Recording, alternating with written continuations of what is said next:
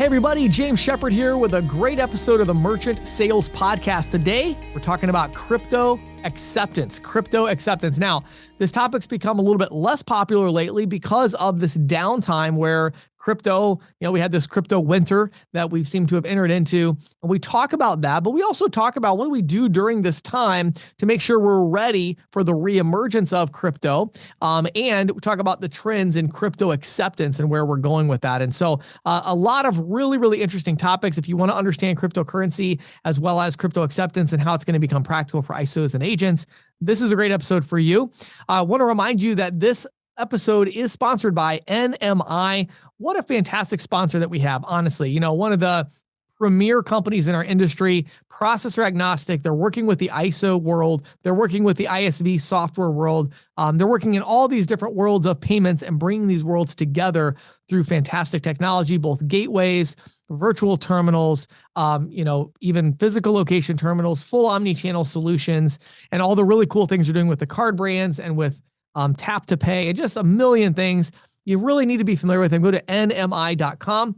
After the interview, I'm going to talk to you about my views on alternate forms of payment and the trends that we're seeing in the market. This is going to include Venmo, Zelle, ACH, and FedNow, and some of these other trends as well as crypto. And so I'm going to talk about all of that after the interview. But let's dive into our interview today with Abdullah from Pay Concept. Welcome to the Merchant Sales Podcast. Hey everybody, Patty and I are here today with Abdullah, who is the CEO at a company called Pay Concept. We're going to be talking about crypto acceptance. How are you doing today, Abdullah? I am blessed. And how are you guys doing? Doing fantastic. Equally blessed, my friend. Yeah, for sure. So obviously this is a really hot topic, but before we dive into that, Abdullah, I've got to hear your backstory because I always love hearing how people end up in this crazy industry, especially crypto acceptance. That's a really unusual path, right? So tell us about your backstory a little bit. What's your path to Pay Concept? So I think, I have to start with saying that I'm just so grateful to be in this country, the country of opportunity. And with what I've said, now you know where I'm coming from because I am a first generation immigrant. I moved to this country at the age of 12. Might not sound like it, but I grew up in Monroe, Louisiana. And my first experience in entrepreneurship was age of 16 when I got into business with my uncle to start jewelry stores. That went on for many, many years. And by the time I turned, when I turned 30, 35, I realized that jewelry business is great, but it was time to look into something that was more future forward, would keep us relevant. And of course, that would be technology. Mm-hmm. While searching for different fields of where to go back, how to go back to school, what to learn, and how to restart my life. Remember, I already had a child by then. I had a wife who was just a great support to me. We were having a discussion, and I said, the biggest problem that I've had in my jewelry business is payment processing. They take a good chunk amount of my money. I will tell you, Patty and Jason, back in early 90s, I remember my statements, I still have them. I was paying about 7.5% of my fees into processing fee, right? I was a young kid who started the jewelry business, was treated well by payment processors and the bank, and I just thought it was cost of doing business. And so looking back at it, realizing, how much of that took toll on the merchants who were doing this day in and day out. I figured, what else better? Something I've had a personal experience with. I've been on both sides of the counter, so I'm going to go in and start working for some ISO and figure out how this business works. So I went ahead and started this journey 10 years ago. Went ahead and got a job at an ISO. And about 7 years ago, after working with the ISO and learning what I thought was not in line with my beliefs, seeing what is happening in the industry, I decided to go and start my own ISO 7 years ago. So yes, I am a ISO, and it's been 7 years in this business, and no looking back. And we truly enjoy our clients. We are known as a boutique shop. We deal with high volume clients, and we just make sure that we help them facilitate with their chargebacks. We help them with newer technology that is available, and help them in integration. So we cut all the complications out, make it very simple, and do turnkey solutions for them. And so talk about for a second. So is your ISO Pay Concept, or is Pay Concept a different brand just for crypto acceptance? Like, how does crypto acceptance fit into this narrative? So Pay Concept, James, Pay Concept is a ISO itself, and crypto processing is a brand we are creating. And it's called DeFi to be. That's the brand that we market for our crypto processing. And of course, could you repeat that? What you call your crypto processing line? DeFi to be. DeFi to be. Oh, interesting. Okay, I like it. UNB for businesses. Right. Yeah, I like it. So, all right. So let's dive into crypto acceptance, because I know you've been dealing with this for a while. The first question I always like to ask when I talk to people about crypto acceptance is a very simple one. Should most business owners today be accepting crypto payments? Should they be, enabling their customers to be able to pay with crypto? And if so, why? And maybe have a little more insight on that. It all comes down to, it's a good question. It all comes down to what a customer is going to bring to you. What are the opportunities that are out there, right? When debit card came out, the legends in the industry tell me that how very were the merchants in accepting debit cards, right? How difficult was it to ask somebody for a PIN number, and how are we going to get our money? I think we are again in the same situation, and I think I'm very blessed to be in it when it's in the starting phase of this retail environment. Yes, they should be accepting crypto. This is my belief. Crypto is a currency for future. It's a currency that unites or globalizes the world transactions. There is no friction in accepting crypto, and there is no delay. Crypto transactions can be done in real time, and a merchant can truly do high volume transactions because of what crypto provides as far as the security of the transaction, right? So your question is, should they be looking into crypto? I believe they should be. And the other reason that we are so slow on accepting crypto is lack of education, right? Everybody is all worried about all bad things they hear about crypto. But again, even with credit cards, there are many, many bad things that happen, like chargeback, unlike crypto. So yes, my answer to that question would be yes, you should be looking into crypto. Crypto is the currency for future. Okay. Yeah, go ahead. Just real quick, I wanted to ask, because you said you started out in the jewelry business. Jewelry business is a very high ticket type of business. Is that where you started off with your crypto offering? Patty, you are awesome. I will tell you, we are running closed betas right now. Okay. And all our clients, I would say 99% of our clients are jewelers. We enjoy the relationship. They enjoyed this relationship, and we'll talk about the advantages of it. But yes, you are correct. Yeah, that makes a lot of sense. Makes a lot of sense. Sure. Yeah. So, okay. So we've established that businesses should be accepting crypto, which I agree. Now the question is, do they want to accept crypto? In other words, how big of a deal is crypto acceptance for businesses? So talk a little bit about, the traditional physical location business and the online merchant. Are business owners starting to care about this? Are they starting to kind of like, oh, okay, maybe I should accept this? Or is it still like we're at the bottom of the hill about to start the climb? You know what I mean? Like, where are we at in this process of getting business owners to do what we know that they should do? So, right off the bat, I don't want to go into too many numbers and digits. I don't think I'm an expert. I'm a learner every day. Crypto changes all the time. Sure. But we do know that 23% of the US consumers have owned crypto at one time or another. Right. It's a fact. That's 23%. 28% of those are millennials who own crypto at one time or another in past year, right? Crypto provides a new market. Crypto provides access to virtual wealth. I call it a virtual wealth. I don't know if that's a word out there, but I tell all my clients, virtual wealth, access to virtual wealth. People who have acquired this crypto wealth, they don't have many choices of going out there and using this virtual wealth for a practical product. We're just starting to see it. And I will tell you, the customers that we have reached out, about 30% of them that we have convinced to give it a try, and they have been slow at accepting crypto. And the other 70%, right? 70% are the ones who were searching for an easy to use solution because their clients were asking them, hey, I want to buy this Rolex. You accept crypto? And they would go, dude, where have you been? I had a client that lost 60 grand just last week because this kid wanted to spend crypto. So I think it's coming. Jewelers who are accepting it because their clients have asked for it, and it's just the right thing, a necessity for them to have it, because this opens up a whole nother vertical of revenue for them, and it doesn't impact their traditional transactions from people who are already using credit cards to make that transaction. Right. And last but least, very important to know, people who spend, we have invested in crypto.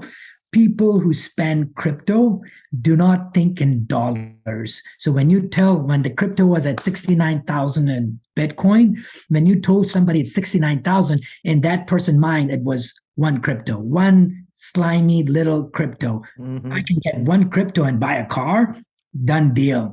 So these people think in crypto, not in dollar, they think in units. And so that is very advantageous for a retailer. Sure. But let's look at the retailer, if you don't mind, and get a little bit of better idea of how this works. Let's say I'm a business owner and I want to accept crypto. I'm selling Rolexes and people come in and want to do that. But I don't want to hold on to the crypto because of the volatility, right? I mean, that seems to be a big issue with merchants.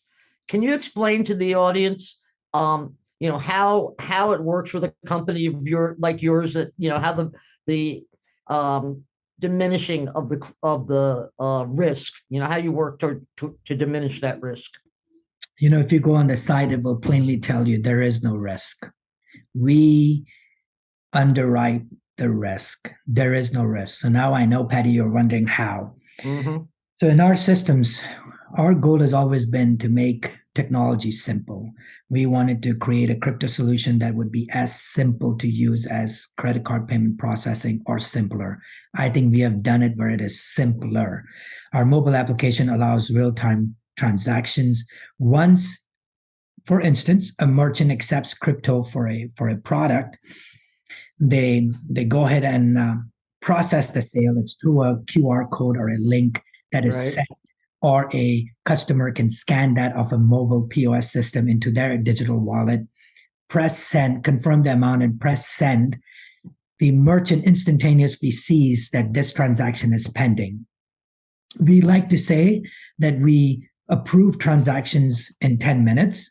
In some good days, depending on the hour of the day and the traffic on the exchange, we've been able to approve transaction within 5 to 7 minutes. Once the transaction is approved, it is done. We take that crypto, bring it into their custodial wallet, and transfer, or how should I say, we exchange convert crypto assets to US dollars within 10 minutes of the sale, or confirm the exchange within 10 minutes of the transaction, and deposit funding into the merchant's account within 72 hours in US dollars. So there is no hashtag to manage, there is no wallet to manage, there is no issue with fraud because we take care of all that, and there is no risk of the currency exchange or the crypto rates during that 10 minutes. So it's 10 minutes from the point of ringing up the transaction to the confirmation of good funds. Is that what you're saying? Right. In a busy time. And then 72 hours for those funds to be transferred to the merchant's account. ACH into merchant's account. It's ACH, of course. Yeah. That's really interesting. But if I could jump in here just to clarify what you're saying, because I've seen several of these models before. So correct me if I'm wrong here, but I think what you're saying, Abdullah, is the reason you're taking this, 5 to 10 minute time period. I'm guessing you're basically running both transactions kind of simultaneously. Is that what's happening here? Where the way you're eliminating the risk is before you're fully running the transaction of, hey, they want to spend, $10,000 worth of crypto here. You're going ahead and also kind of selling that crypto and converting it into US dollars. Are you bundling that onto one transaction, or is your company still absorbing some of the risk? 2 steps. Yeah. We are absorbing some of the risk, but understand that we have arrangements where we lock in our rates quite faster than 10 minutes. Sure. Understood. If the market truly fluctuated, 3-4% within the 5 minutes of the transaction, we are truly out of luck. Right. But also do know that the customer sees a timer on their mobile app for 5 minutes, and they have to complete the transaction within the 5 minutes. But we do not take anything to the market till the submit button has pressed. From there on, we take it to the market, lock in the rates, and then we take the risk. If there's a fluctuation of basis points here and there, Right. we will cover that. And it's rare that you're going to see a huge fluctuation in 10 minutes, right? I mean, yeah. For us, sure. it's 5 minutes, right? Right. 10 minutes is the confirmation to make sure that we have had the confirmation from the exchange. Sure. But our rate lock-in is much faster than the confirmation. What are you seeing in terms of the term we like to use in this business is share of wallet, right? Does crypto have a chance of becoming more than sort of like a one-off transaction, that it actually will become mainstream and comprise a share of wallet? And if so, what kind of timeline are you looking? Would you think that would happen? There are a couple of definitions in crypto for share of wallet, right? Okay. Wallet. With me, my wife, I have the rights of the wallet, but then I could also have my wife as a share of wallet custodial, correct? Okay. Explain me, when you ask me for share of wallet, what exactly do you mean by that? So out of $100 that a merchant will collect in revenue, what percentage of that is crypto, right? And so, like, in other words, share of wallet, what we're talking about is the consumer's wallet. So in other words, how much of what the consumer is going to spend is going to be made up of crypto versus credit card, cash, or other things. Right. And obviously right now that number is very small. So the question is, do you see this becoming more mainstream where, crypto becomes a major part of daily mainstream spending from a significant percentage of consumers? And what kind of timeline do you see that playing out over? Thank you for explaining my question, James. I'm sure. Glad to jump in there, Patty. We think alike, Yeah. Yes. Asking about a timeline is like looking into a glass ball, right? You come away with glass in your mouth. If we did not have this winter of crypto, we know that we would have quite easily, multiplied our processing by 10 times or more, right? We were projected to do that. Now people are a little skittish. Consumers are moving their investment into stable coins, but we still see a luxury good transactions done in crypto. To answer your question, is it going to become a mainstream? Look, simply to say, right? I believe crypto will be more used in higher priced products than smaller priced products. Right. So Because for the of that, wallet, for the Rolex, rather than for the cup of coffee. Ferraris, Lamborghinis, right? Right. Because money to buy a cup of coffee, yes, maybe it will be one day, maybe 10 years from now. But at the moment, the people who are spending crypto are the top wealth earners, Sure. right? Top tier earners. And they're looking for products that justifies them to use their investment towards a product. So for instance, right before, luckily, one of our jewelers did a transaction of close to about $200,000 right before crypto winter came in. And so we were having a chat and I said, whoa, this was a nice transaction. We were just catching up with each other. And as he said, yes, the guy came in, he wanted to diversify his investment. So he decided that he's going to take some of his Bitcoins and buy gold bullions or buy something to gold to store it in his hand, because he just thought it would be nice to diversify his investment. So that gave that person a really nice security, because at that time crypto was at 60, Bitcoin was at 60,000, right? Now he was able to diversify his investment and put it into something that was more stable or more secure, or something he can hold, whereas rest of the market for crypto, as you know, it's an investment and it's going to fluctuate, right? The last crypto winter lasted, I believe, 10 years. So give or take, I cannot tell you how long this winter is going to last. If you search it on Google, it's anywhere from 18 months to 2.5 to 3 years. But I'm an optimistic guy. I believe this is the right time to learn about crypto, set up the systems for crypto, and be ready when winter ends, because there's always a spring after every winter. Flower always blooms. Right. And I'm ready for the bloom. Yeah, and it's interesting that you say that, because it's like, yeah, this is virtual wealth. And although these people want virtual wealth, there's a little bit of, insecurity in that, right? Like the example you gave. So, I mean, if he diversified to gold, I mean, gold's been dropping too. So, but it gives him something he can hold in his hand. I get what you're saying. So Abdullah, when we talk about crypto, and specifically crypto acceptance, I think most people kind of almost feel that's synonymous with Bitcoin. That's just kind of the general public, right? So obviously that's not the case. And what I'm curious about is, and you alluded to it a minute ago, that a lot of people are moving towards the stable coin type, like maybe like Tether and things like that. Do you see, and maybe do you even facilitate this, but do you see that becoming more, being used more, and seeing, more people actually paying for their Lamborghini with Tether, for instance, versus say Bitcoin? Or how do you see that playing out? So it's all psychological, right? If I bought my bitcoins, I didn't, to be just public. Suppose if you, James, bought your Bitcoin when it was only $20,000, right? And or for that matter, I met somebody who said they bought their bitcoins at $1,000 back in the day, right? I bought mine at $95. No, Patty. Oh, that's a I whole. sold it before it hit 60. It's a whole nother conversation. Wow, I didn't know this either, Patty. This is like a whole new context here, right? Yeah. Anyway, that's right. So let's put it. Look, these stable coins are backed up by commodity or currency, right? They're dollar to dollar. Yeah. We can do this now. Use credit card, get rewards, and then pay the credit card bill with the dollar, right? But the point, what we have seen, that 85 to 90% of the transactions that have happened on our platform or are happening for high-end luxury goods have been Ethereum and Bitcoin. And I think that's going to be the trend, because people like to invest.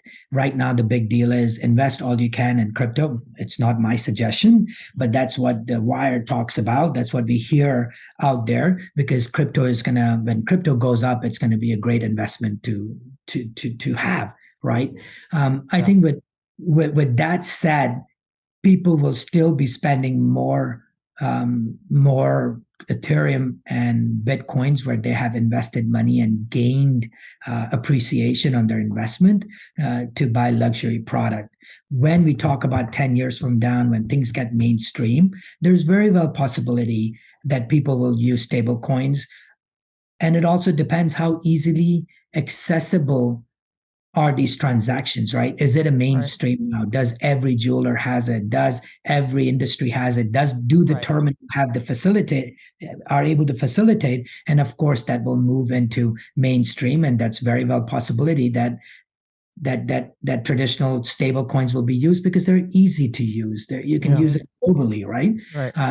And of course, when I speak, there are so many uncertainties, but unfortunately, the crypto market is uncertain at the moment, and it's always been uncertain. So I couldn't tell you what exactly will be in future. Yeah, and I'll tell you what's interesting to me as kind of a trend is that, right now, a big part of crypto is kind of this concept of investment, right? It's like we're buying this asset that we're going to maybe hold, maybe diversify, maybe we'll use it to buy luxury items because we made a lot of money on our investment. But it's like the underlying consumer psychology of it is it's an investment.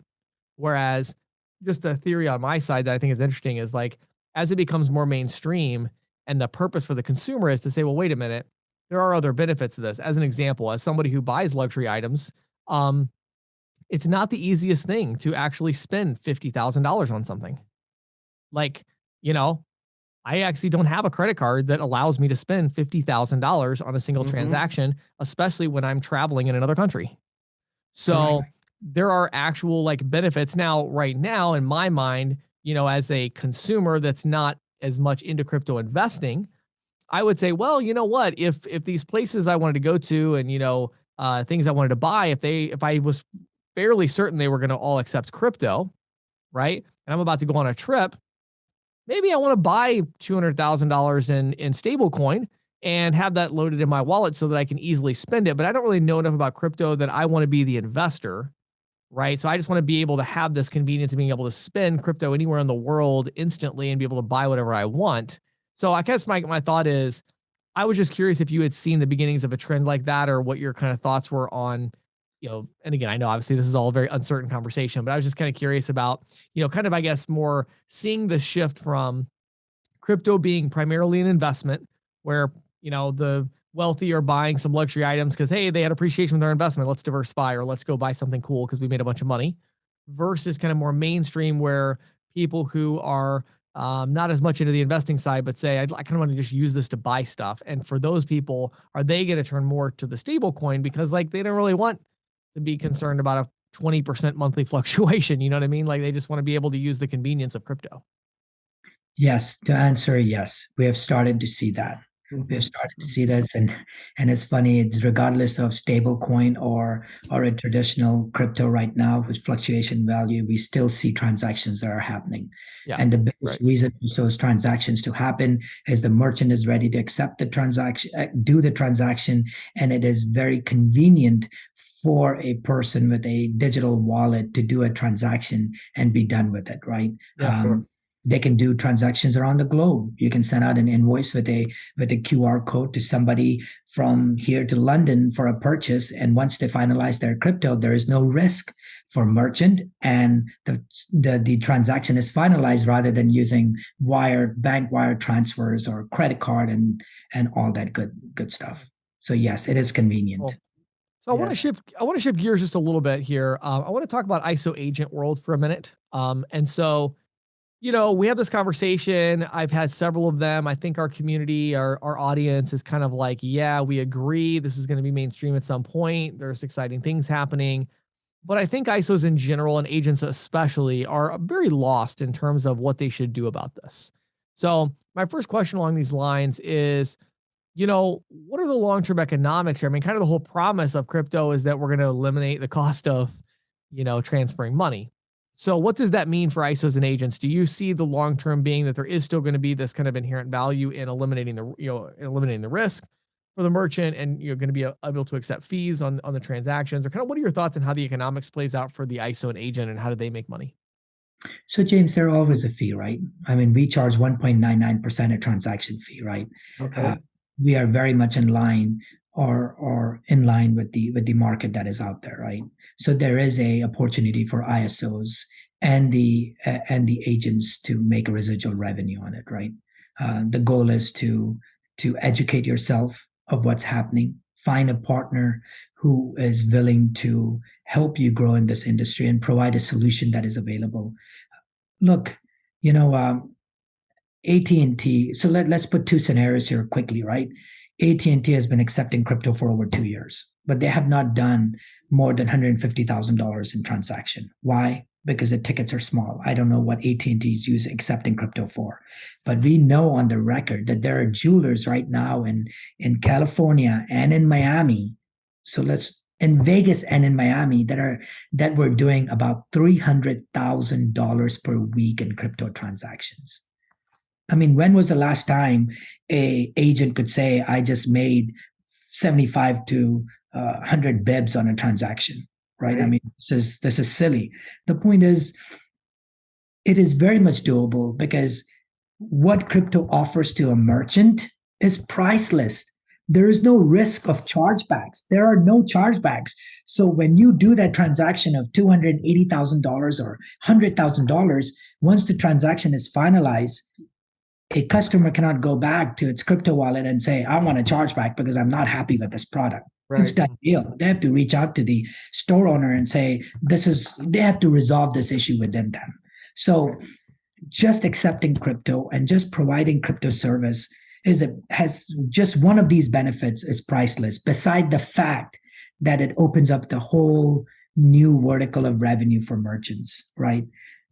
People are looking for merchants that are accepting crypto. So again, if our merchants do well, our agents do well. When our agents do well, our ISOs are doing well. This is how the food chain works here. We all work to benefit our merchant. The more security we can provide to our merchants, it's better off for the whole downstream of food chain.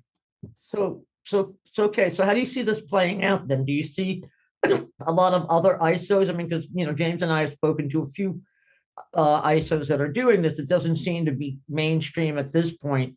What do you think the impact is going to be on agents and ISOs? Are they going to jump in? They're go with the wave?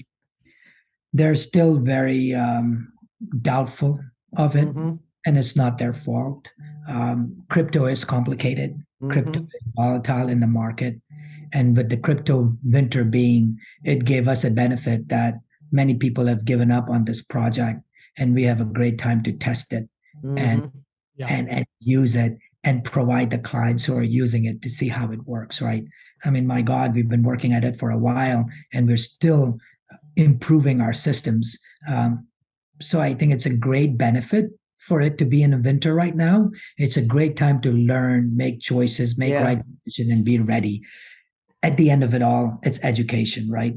You can Mhm. go on Google, you can learn all about crypto. There are different institutions that teach about crypto, or you can just keep up with the crypto news every day. Sure.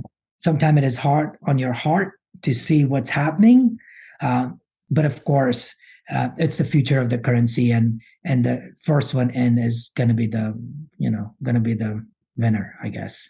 So what you're saying basically is that this crypto winter or crypto bear market or whatever we want to call it is really an opportunity for ISOs and agents to get a better grip on this market so that when things do start to change, they'll be able to bring something to their merchants. Is that what you're saying? I always believe in that. I always believe bear market bring opportunity, and I Mhm. think it's a blessing for us that it gave us a restart button for us to get started and revisit systems we have created and improve the systems that we need to, because it Yeah. is a bear market. And you know what? That's really excellent advice. Yeah, and you know what's interesting to me, Abdullah, one thing that is, I feel like if there's one word right now that I would say defines the change that ISOs and agents need to make, it would be verticalization.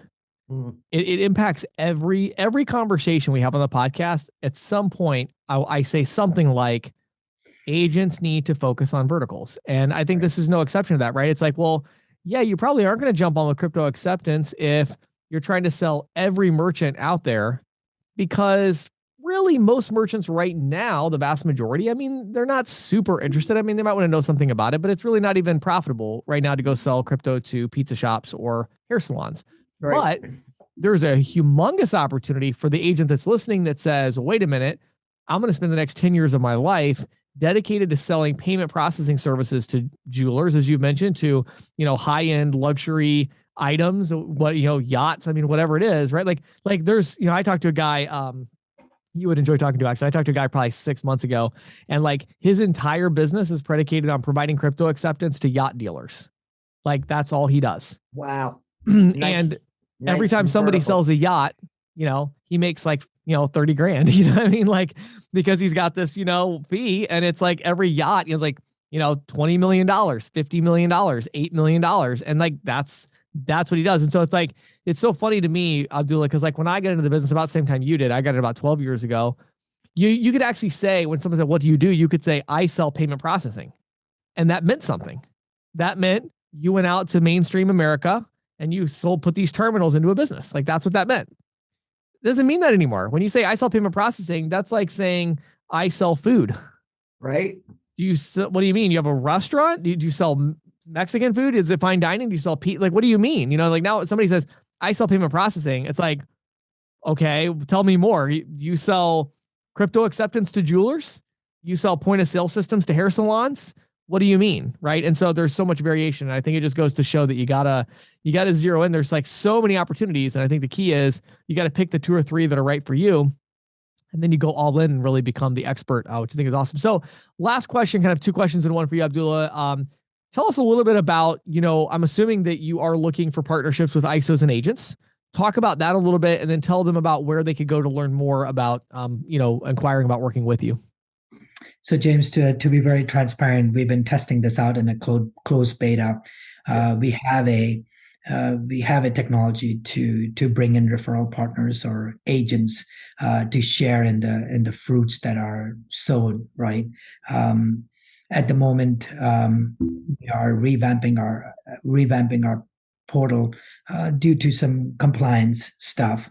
But yes, they can visit www.defi to b DEFI number 2 b.com, defi2b.com. They can fill out the form and we can connect with them, or they can directly reach me at tarua@defi2b.com. And we would love to have a one-on-one conversation with them, have them lined up when we are ready to relaunch the reseller platform. That way we know they will be open first in the opportunity. And just to clarify for people who are listening and not watching, that's THAROOA at. Yes. Got it. So defi2b.com. Abdullah, this has been such an interesting conversation. I always love talking about it. It's like in my mind, I'm like, okay, I'm thinking about the 17 other questions I have and the other things I know, right? about. So am I. Like, okay, I got to talk about B2B. And, but anyway, we have to, so, but this has been great. I'm sure we'll have you back on. Really looking forward to staying connected with you and seeing how this develops as you move forward. And so thank you so much for taking your time to share insights with our audience today. I really appreciate it. James, I appreciate it. Thank you very much. And Patty, wonderful again to connect with both of you guys. It's a pleasure. It is exactly what I've been listening to all this time on James' podcast. So glad to be here. Glad you're here.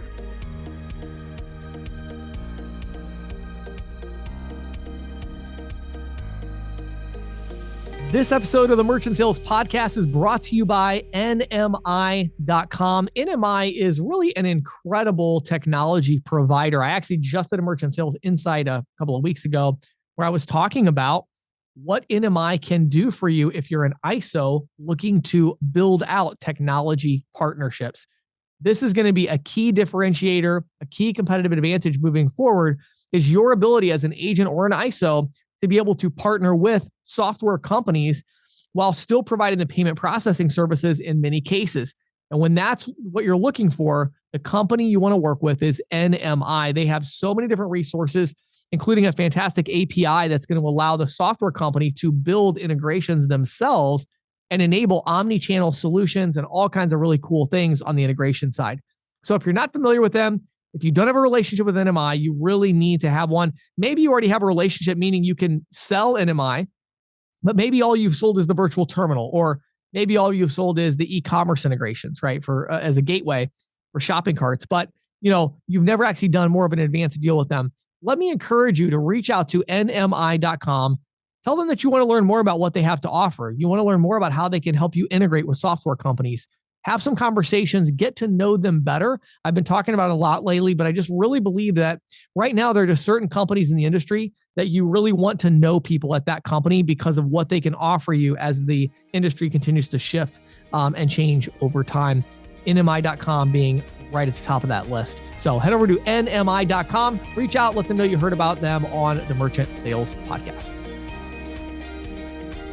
And now, here is Questions from the Field with James Shepard. I don't know about you, but I definitely enjoyed the interview that we just had with Abdullah. I learned a lot about crypto and about the solution that they are providing. In this segment of the podcast, I want to talk to you about the direction that I see the market going as it relates to all of these different, alternate forms of payment. Now, when we say alternate forms of payment here, let me be clear. I'm talking about alternate forms of payment relative to card acceptance. Okay. Now, we see cash would be an alternate form of payment, ironically, at this point. But I'm not going to talk about that here. It's not a digital form of payment. It's something that, can't be digitized, right? And so I'm not sure we're going to see too many innovations on the cash side of things. However, what I want to talk to you about is forms of payment like P2P. So we're talking about Venmo and Zelle. I want to talk about crypto, which we just talked about crypto acceptance. I even want to talk about ACH, which is going to become much more popular with FedNow and kind of the ability to do instant funding and things of that nature. The trend that I find so interesting about these alternate forms of payment right now is that you have these two big things that are important to me. You have the trend of reducing the cost of payment acceptance. Then you have this other trend of integration, tightly integrated systems. And these two things currently are a bit at odds. And let me explain what I mean by that. So let's take Venmo as a really good example. Let's start with Venmo. So accepting Venmo is becoming very, very popular. Okay. And many small merchants are accepting Venmo payments. As an example, a young man that I know pretty well just started a business doing detailing. So he details cars and comes to your house and details. And so I had him come and detail my Ford Expedition recently, and I said, how do I pay you? And he's like, well, do you have Venmo? And I'm like, yeah, sure. And so he, I paid him through Venmo. So again, small, right? It's a small time operator, very small time operator, just individual. But he found Venmo to be the payment option of choice. And I talked to him a little bit about that and a little bit about how we need to have recurring payments set up, right? He needs to change his business to recurring where I can pay X amount per month. And I just know my vehicle is always going to be detailed, and so there's a lot of additional functionality that needs to be done there. But Venmo, if we look at that, we see, well, why is he using Venmo? Well, there's two reasons he's using Venmo. Number one is how easy it is to set it up, right? He can set up, Venmo acceptance by downloading an app on his iPhone. That's all he has to do. And I think it really flies in the face of kind of a lot of the foundational things around payment processing that we've kind of become accustomed to. And that is things like security.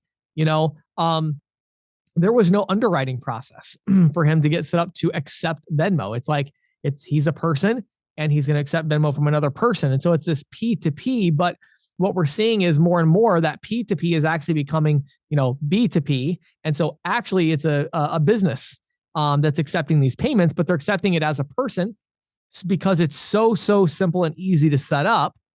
You're instantaneously set up, there's really nothing to it. But also because of the cost, which is basically, nothing, right? So there's very little cost there. Now, I think what we're going to see though, there was a recent thing, I think Patty actually talked about in a recent episode about Zelle and a lot of the fraud and things that we're seeing with Zelle. I do think that market is going to develop to a point where it's going to say, well, wait a second, we got to be able to make sure there's no fraud. Well, how are we going to do that? And so obviously AI and a lot of these other things are going to come into play, but I think we're going to see these P2P companies starting to behave a lot more like a PayFac, where they do have much more advanced fraud detection, maybe even a little bit more front end kind of automated underwriting process behind the scenes. And so I think the days of like this promise of free payments, that promise has not really been fulfilled, whether it's in crypto, which we'll talk about in a minute, or these P2P companies, these solutions, because even though right now some of these solutions, well, it is free to send money through Zelle or P2P, yes, but how much longer will it be free?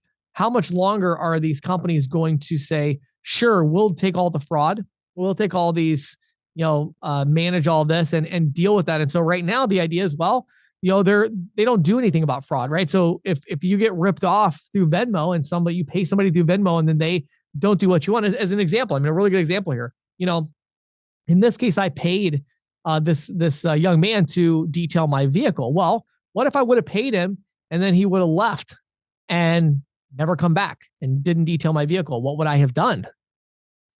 There's no chargeback, right? So, I guess I could file a complaint. I don't even know what that would look like with Venmo. I really don't even know how I would do that, right? But in the reports that were filed, the idea is, generally speaking, Venmo and Zelle are kind of saying, hey, that's not our problem. That's the problem of the user. We don't have anything to do with that. That was your fault for giving them the money. It's like you're giving them cash. And I don't think that's going to stand for very long. I think we're going to see changes in that way. Now, when you look at crypto, we have really very similar concerns, right? You look at crypto, it's very similar. I can download a crypto wallet and I can buy and sell crypto very quickly. Probably within 10 minutes, I can be set up to do that. However, when I pay somebody in crypto, the whole idea is that it's anonymous, right? And it's a fully secure, anonymous transaction that is quote unquote free. Well, again, not really free, because generally speaking, the exchanges are charging me money in order to be able to buy and sell it in the first place. But even if it were free and we remove that cost, what about security? there's going to be a lot of complaints from people that are going to get scammed, and they're going to give somebody 10,000, 20,000, 50,000 in crypto, and they're not going to get what they were promised. And they're going to be really upset that they have no recourse whatsoever. And so I think what we're going to see is, as these forms of payment continue to develop, crypto and P2P especially, we're going to see kind of the general population start to adopt these in a much bigger way, to where there's going to be more hearings in Congress and things where it's going to say, wait a second, are we really going to allow these things to be totally unregulated to the point that people are getting scammed and ripped off and they have no recourse? And so that's going to put a lot of pressure on the crypto community to have some type of tracking mechanism, some way to say, wait a minute, that was a fraudulent transaction, to be able to go back and look at that. Same thing with P2P. Although they know who the person is, they're going to have some better ways of identifying fraud and being able to handle the liability that results from it. So that's one piece of it, is this kind of zero cost of payment. What that means is, because it's a zero cost technically, what that means is nobody wants to take the liability for any fraud or scams or losses of that kind. And I don't think that's going to continue forever. Now, the second thing, and this is where ACH comes into play, is this idea of integration. Merchants are not crazy about this idea of, oh yeah, we'll accept a Venmo on our phone. Well, what about when I leave the business? Do I need my employees to be able to accept Venmo payments? Do they log into the company, my personal Venmo account, I guess? And it's starting to get very confusing about that. And then it's like, well, how do I get that into QuickBooks then? Right? The entire market is moving towards further integration. So we're all moving towards this idea of, we want to integrate everything together. My business, we spent some time recently, about a week, one of our junior developers built a custom integration. So we use a QuickBooks, whatever the highest level of QuickBooks Online is, to track our business accounting and finances. Well, we have a lot of employees, we have a lot of revenue, we have a lot of different kinds of revenue, and different customers paying us subscriptions for different services and all that. And so we spent about a week building a custom QuickBooks integration, so that as people paid us in our custom built system, that would translate over into QuickBooks quickly and easily. And so that's what we had to do, right? And so, that's what businesses want. They want everything integrated together. So this idea of all these different forms of payment that are not, layered in is going to be a problem. What I think we're going to see in the market is, we're going to see more and more companies coming out with solutions. I've seen the ones that are out there. They're still a little bit clunky. But we're going to see more and more technology solutions that are going to bring these things together for a price. So as you get out in the field, you're going to be able to sell merchants on, hey, we can do Venmo acceptance, we can do Zelle acceptance, you could accept ACH, you could accept money through a Plaid integration, whatever the case might be, cryptocurrency, all of that. But we're going to charge you X% in order to facilitate this integration and make it all work seamlessly for you. So we're getting there. A lot of these solutions are still relatively new. So the APIs and stuff aren't built out in a way that's going to facilitate a lot of innovation, but that's going to change very quickly. And I really believe that 24 months from now, 36 months from now, I'm going to be talking to you about companies that you can work with that are going to enable you to go out there and offer a terminal that can take any of these forms of payment, or are going to be able to offer you a point of sale system that accepts any of these forms of payment, or an integration where you can do something with the point of sale to be able to accept all these different forms of payment, and where you can actually make some money off of those forms of payment. So you might charge 1% on Zelle or Venmo transactions. So your pitch to the merchant would be, look, you're not going to pay 3-4%, whatever it is for, Zelle and Venmo. So it's a lot cheaper than a card transaction. Well, we are actually going to charge you 1% because we got to put it all together. So sure, you can do it for free if you want to run it off your phone.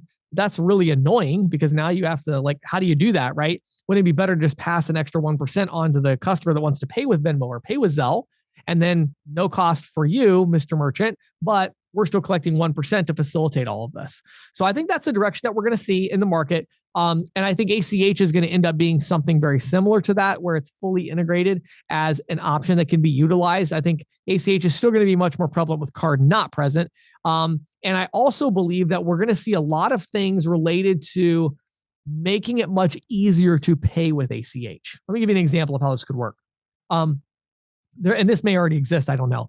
I'm not aware of it, but I wouldn't be surprised if somebody comes up with an ACH QR code type of system where you load your ACH information as some kind of a QR code where you can, it changes regularly, or in some way you can, securely share your ACH information with a payment system. So rather than having to type in your bank account number and routing number, somebody says, how would you like to pay? And it's like, well, I'd like to pay the ACH. Okay, great. Just scan your QR code right here and we'll do it as an ACH payment. So I think we're going to see things like that, because now with FedNow, where it's going to be instant, that's going to become really attractive as well. And again, why is it going to be attractive? Because it's a lower cost of acceptance than cards, right? So if it can be as convenient, if it can be as integrated as card payments would be, if it's going to automatically load into QuickBooks and it's going to automatically update in their POS system, then I think we're going to see a lot of these hurdles going down. So as you see the next 24 to 36 months playing out in the industry, I think where you're going to see a lot of innovation is going to be the idea of P2P solutions that are going to say, well, we are going to charge a little bit, but we're going to make sure you're protected and your payment is secure. And I think consumers are going to be willing to pay something for that, and or they're going to set it up to where the merchant is paying the cost, and merchants are going to say, okay, that makes sense. And so I think we're going to see a shift in that direction. And then I also think at the same time, you're going to see a lot of innovation around technology that pulls all of these different forms of payment together and makes it really easy and convenient and seamless for businesses to accept many different forms of payment, not just Visa, MasterCard, Discover, and Amex, and PIN Debit, but all these other things, but accept them in a really, really seamless and easy way. So that's the trend that I see happening. I'd love to hear your thoughts as well. Make sure you make a comment on Facebook or LinkedIn to our post and let us know your thoughts. So my name is James Shepard. Thank you so much for taking time to join us for the Merchant Sales Podcast.